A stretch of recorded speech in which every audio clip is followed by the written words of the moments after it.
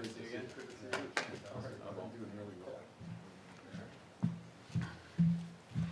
All right. Good morning, everyone. I'm the warm-up act for the Premier of Ontario. Premier Ford, thank you for joining us here in Ottawa. It's fantastic to see you again and your team. You know, we are all united. Certainly the Premier and I, we're united in our shared mission to build. And for example, during Premier Ford's time as chair of the Council of the Federation, he and I worked closely together to reduce interprovincial trade barriers and to create the conditions to get Canada and Ontario building again. And today what we're doing is transforming how we can build Ontario strong. Nous voulons avant tout réaliser de grands projets d'infrastructure qui vont permettre de renforcer nos industries au pays, de diversifier nos partenariats commerciaux et de créer des milliers de nouvelles carrières pour les gens de l'Ontario.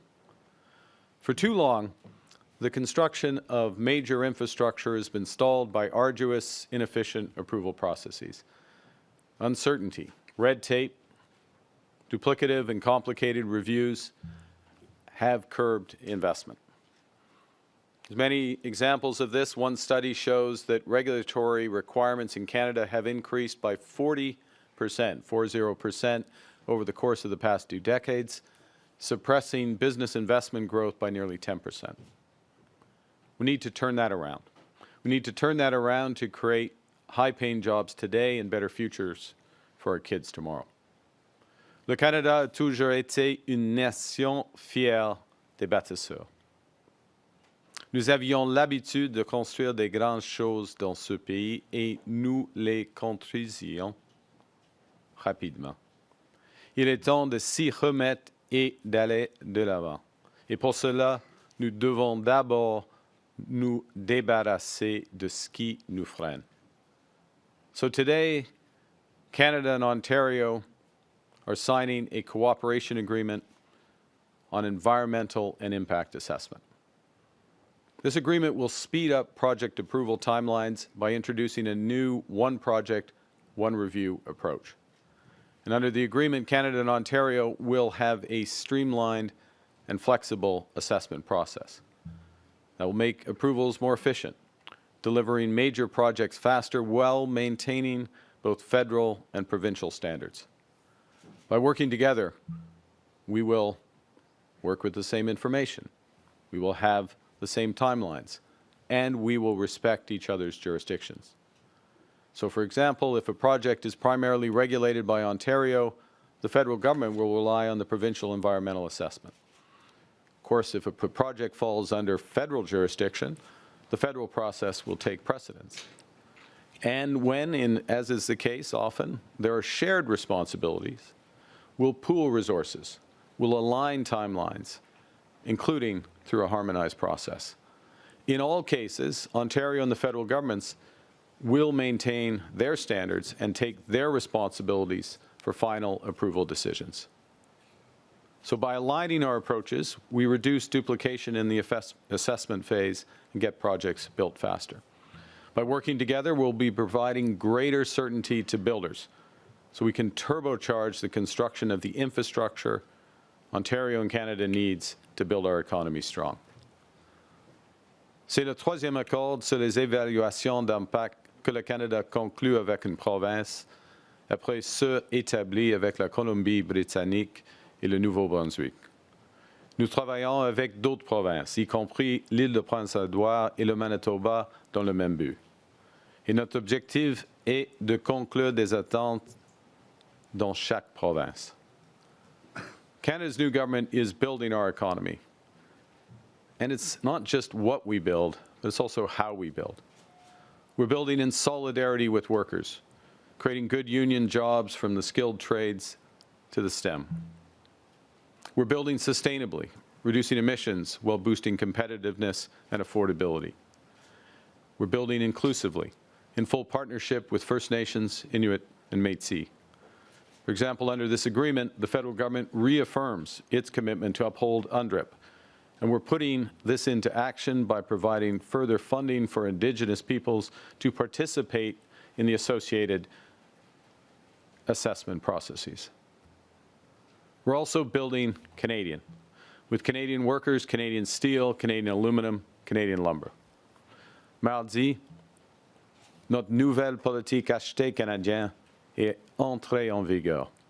Le gouvernement privilégiera de l'utilisation de l'acier, de l'aluminium et de bois d'œuvre canadiens dans les grands projets fédéraux de construction et de défense. Le gouvernement va aussi privilégier les entreprises canadiennes qui ont une vraie présence au Canada, les entreprises qui investissent ici, qui emploient des Canadiens et des Canadiens, et qui contribuent à l'économie locale. We are building in partnership with provinces and territories. We've referred multiple projects across Canada to the new Major Projects Office, including, importantly, the Darlington new nuclear project in Bowmanville, Ontario, a project that will drive $500 million annually into the province's nuclear supply chain and will position Ontario and Canada as global leaders in the deployment of small modular reactors. 18,000 workers will be involved in the construction of Bowmanville, Darlington. Once built, the new reactor will power 300,000 homes with clean energy and sustain 4,000 jobs. The Major Projects Office will also accelerate Canada's production and processing of critical minerals. And crucially, in Ontario, the Ring of Fire has the critical minerals needed, amongst others EVs, solar, wind, as well as defense applications. To conclude, in a rapidly shifting global economy, we can't control what other nations do, but we can control what we choose to do. And we are choosing to build Ontario strong and to build Canada strong. Thank you very much. Merci. And I now give you the Premier of Ontario. Thanks, Prime Minister. Thank you, sir. Yeah, very well. There you go. Get out of the way. Yeah. Well, first of all, good morning, everyone. And I just want to start by thanking Prime Minister Carney for hosting me here today in beautiful Ottawa. And yes, I'm going to visit the mayor right after this. It's great to be back here again alongside Minister McCarthy and Minister Bethlenfalvy, somewhere around there. We're talking fine. There you are, Minister. As we continue to stare down President Trump's tariffs and ongoing economic uncertainty, I'm just so pleased to be here today with Prime Minister Carney to celebrate a true milestone on our mission to unleash our economy, create jobs, and build nation-building projects. When Prime Minister Carney took office, he promised to do things differently. He promised to work with provinces and territories to eliminate federal duplication so we can get shovels in the ground sooner, to create jobs and opportunities for workers in every part of this country. Today, Prime Minister Carney has kept his promise. And Prime Minister, I want to thank you on behalf of the people of Ontario and on behalf of the people of Canada. Today's announcement is transformational. Projects that required overlapping provincial and federal review will now have a one project, one process, and this last one is so important. A one decision framework bringing certainty to investors and project proponents. It's time for Canada to build big things again, and nowhere will the impact of this deal will be felt more immediately than in the development of the Ring of Fire.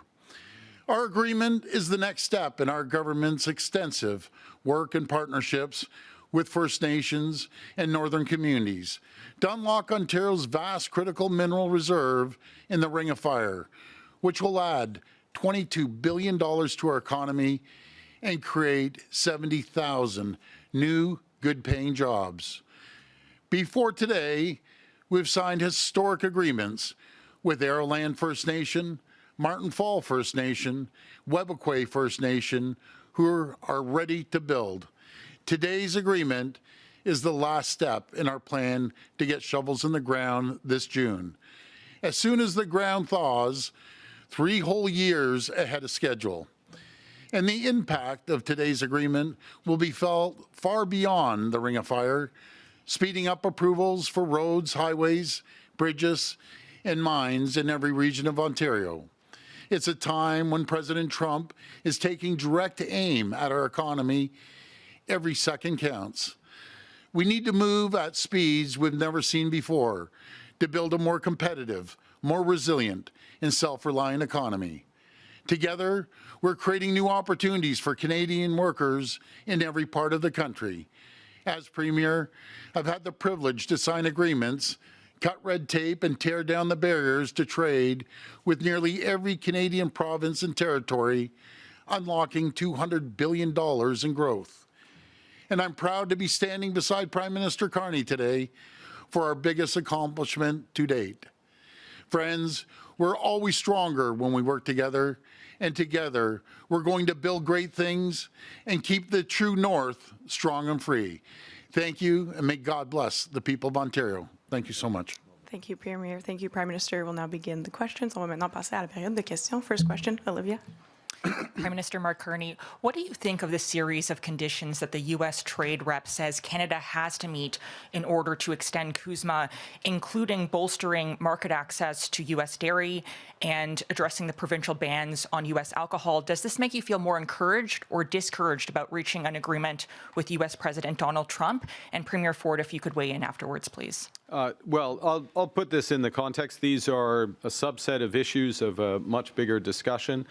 We've been clear about our approach to supply management. We continue to stand by that. We'll continue to protect supply management.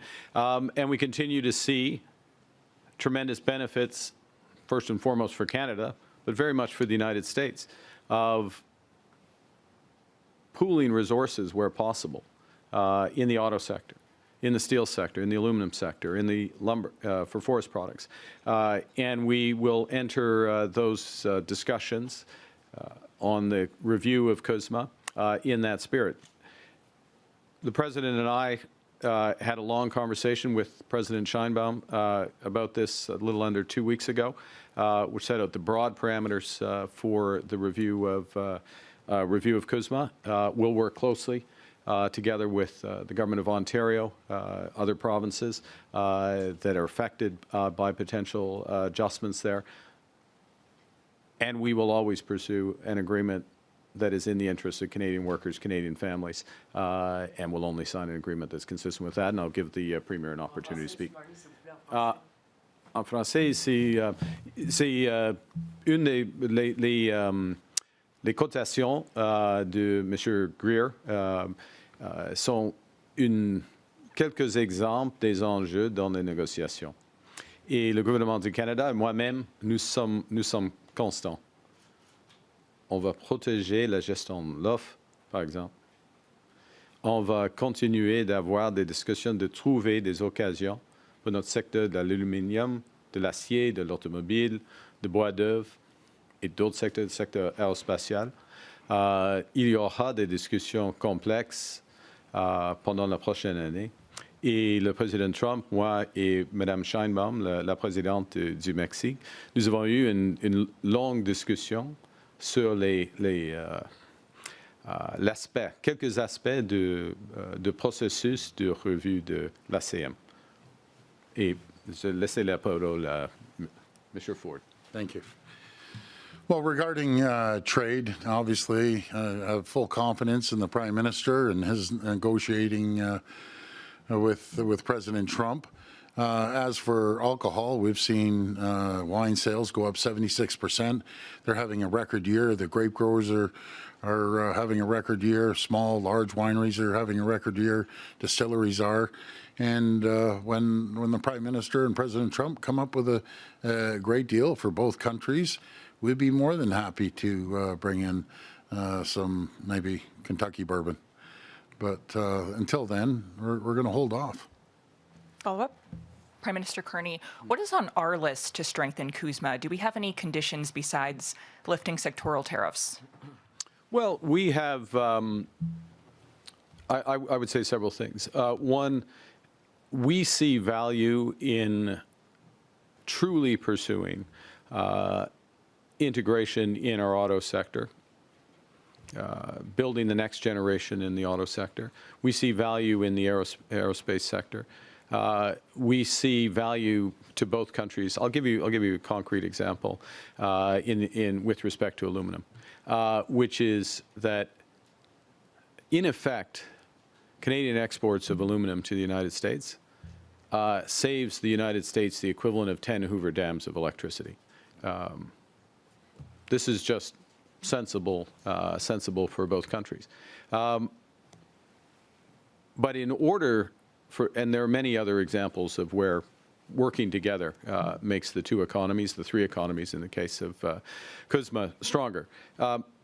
But in order for the United States to have those advantages, we need secure market access, and we need stable market access, a return to a degree of certainty. So we need a structure that aligns the incentives across both sides of the border, particularly on the American side, that will provide consistency of that market access. There are many, many opportunities to grow our economies together, and I haven't touched yet on emerging strategic sectors, critical minerals. We're talking about the Ring of Fire today. That is an opportunity, first and foremost, for the people of Ontario, including Indigenous peoples resident in Ontario. It's an opportunity for Canada. It's a potential opportunity for the United States, but it's not an assured opportunity for the United States. It's part of a bigger discussion in terms of our trading relationship, because we have other partners around the world, in Europe, for example, who are very interested in participating in those value chains. So there's a broad set of things that work for Canada, but if I were to boil it down to one element, which is as we define the new trading relationship, to have an alignment of incentives so that that certainty is reestablished for Canadian businesses, Canadian households. And that may be a different set of activities than we had before. Next question, Mike. Prime Minister Mike Lecouteur with CTV News. I wanted to ask you something, just to be clear, based on a number of interviews you've done recently. Is it your view that if Premier Ford had not launched that ad in the United States, that sectoral tariffs would be lower right now? It was the case that we were close to an agreement. We didn't get that agreement. The terms of that agreement, from our perspective, are still on the table. The U.S. has not picked up that part of the negotiation. An agreement that would benefit, first and foremost, Canadian workers in steel, aluminum, in energy, some other sectors, but would also benefit the United States tremendously. My judgment is that is now going to roll into the broader CUSMA negotiations. So we're unlikely, given the time horizons coming together, to have a sectoral agreement, although if the United States wants to come back on that in those areas, we're always ready there. We're very ready. And I'll make one other point, head back. We are very ready on forest products to strike an agreement. And the United States has affordability challenges, including in the housing sector and the forest products sector, and we can make an immediate difference to affordability in the United States, to the benefit, yes, of Canadian workers, but also to American consumers. Follow up. C'était le cas que nous étions près d'un accord avec les Américains en ce qui concerne l'acier et l'aluminium, puis l'énergie, quelques d'autres aspects. Et ce deal-là reste sur la table, demeure sur la table par la perspective de mon gouvernement. Mais la situation actuelle, c'est plus probable que les États-Unis, pas les États-Unis, mais toutes les négociations soient dans le processus de revue de l'ACM. Follow up. I think Premier Ford wants to speak first. Well, number one, that was the best ad that's ever been run, 12.4 billion views. We wanted to bring it to the attention of the American people. And be very frank, it was President Trump. If he didn't comment on it, rather than 12.4 billion views, it might be 12.4 people viewing it. But in saying that, our intention was to bring it to the attention of the American people through the greatest president that ever lived, that was Ronald Reagan. Protectionism does not work. We're their number one customer. They're our number one customer. We need to work together. We need to put that AmCan fortress together, and we're going to be stronger. It's as simple as that. President Trump came out the first day and said, if I was Canada, I'd run the ad too. And the little bird whispered in his ear, and the next day things changed. You know something? I'm in a very different position than Prime Minister. I respect the Prime Minister. He has to sit in front of President Trump. It's easy for me to sit back and say that, and it's a lot more difficult when you're the front line guy that's negotiating with him. That's how I feel. We did it at a fraction of a cost, and my goodness, it got people's attention. Simple as that. So it was a great ad. Just to follow up, Premier, since you're there, I mean, Prime Minister Carney kind of made a face when you said it was the greatest ad ever. It was. I'll maybe get him to weigh on that as well. But by not backing down, are you putting your own interests ahead of people in the sector? In what sector? I believe you just can't roll. You can't. I'm in a different position. I'm not speaking for the Prime Minister. I'm speaking for the people of Ontario. We're getting hit the most out of any single province in this entire country. He's attacking our steel industry, attacking our automotive sector, attacking our manufacturing, our pharmaceutical, our life sciences. I'm not going to sit back and roll over and not fight back. To protect the people and their jobs of Ontario. It's as simple as that. That's my job, to protect the people of Ontario. I'm going to continue fighting to make sure we get a fair deal with the U.S. I can tell you one thing. I talked to God. I'm going down to sign a deal with the governor of New York tomorrow. I can tell you, I talk to governors almost every week, almost every single day, a senator or a congressperson, Republican or Democrat. Even Republicans say they don't agree with the deal, but they're too scared, except 4 of them that crossed the floor to vote with the Democrats about 3 or 4 weeks ago. So I'm gonna fight like I've never fought before to protect the communities in Ontario, protect their jobs, and protect the people. It's as simple as that. Prime Minister, Next question. Did you want to weigh in on the face? Well, I think we should. Next question. Go on, you please. Non, parce qu'il y a des autres personnes et pas. Next question, Mackenzie. Mackenzie Greer with Global News. I just want to follow up on what your answer to Mike was. You were not expecting that there's going to be any kind of sectoral agreement with the U.S. government, that the tariff deal will be done at the CUSMA table? These processes are coming together now. It's possible. We're ready. We could, if the U.S. wanted to sit down this weekend, we could sit down this weekend and hammer out a sectoral deal. I'm confident of that from our side. But there is now a process. The U.S. is doing consultations for what they call USMCA, we call CUSMA, and they'll finish those, and then that will roll into this review process. Let me make one general point I'm going to hand back, which is part of fighting for the jobs here in Ontario, fighting for the jobs across Canada, is doing things like today's announcement. This is good under any circumstance because it's going to build big things faster, it's going to create more opportunities, it's going to create better futures. But it also puts us in a stronger position, in those negotiations. We have lots to do. We're ready to sit down on the weekend, negotiate any weekend, anytime, but we're also busy. We're busy building Ontario, we're busy building Canada, and we're going to build it faster. Follow up. During the election, on multiple occasions, you said that supply management will never be on the table in negotiations with Donald Trump. Is that still your position? And Premier, on that point, are you concerned that saving supply management would mean that sectors like the auto sector would be more negatively impacted in trade negotiations? C'est jamais la gestion d'offre, c'est jamais sur la table. Ça reste la même position. Not on the table.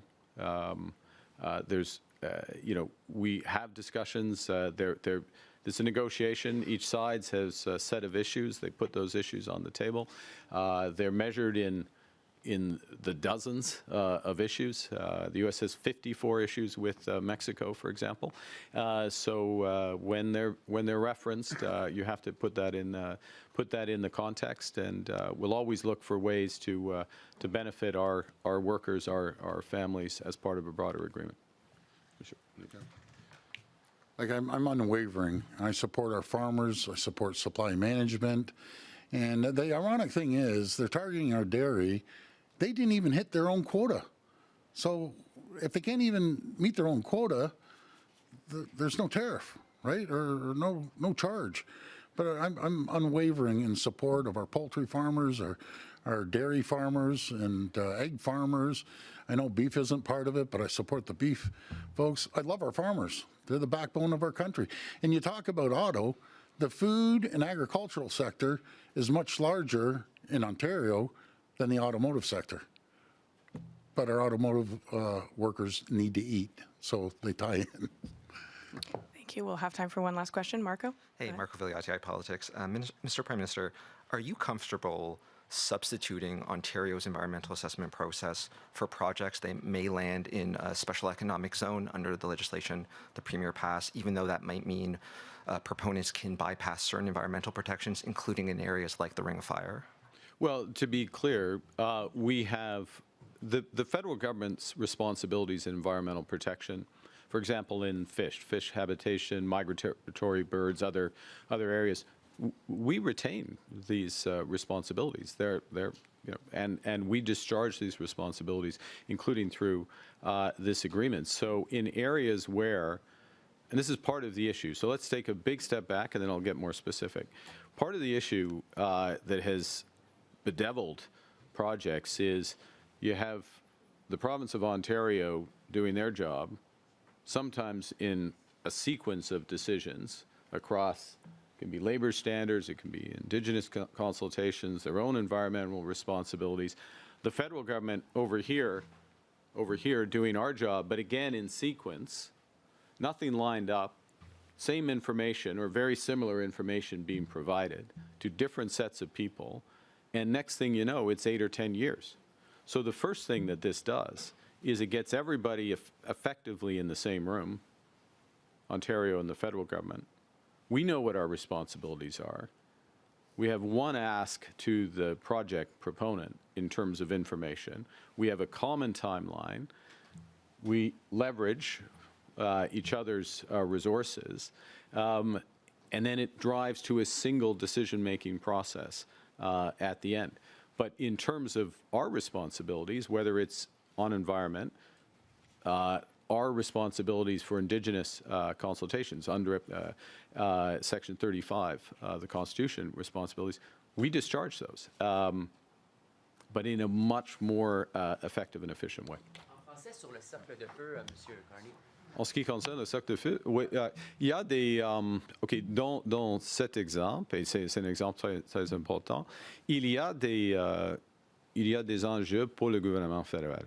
En ce qui concerne, par exemple, des oiseaux, des poissons et des consultations à l'échelle de 35 de la Constitution avec les peuples autochtones. Okay?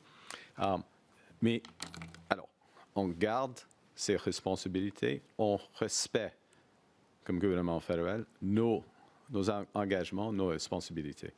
Mais on crée en même temps un seul processus, une seule éventail de renseignements et un processus plus efficace avec une décision.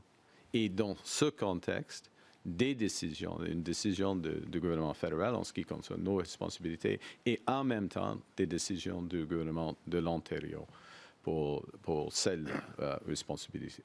Okay?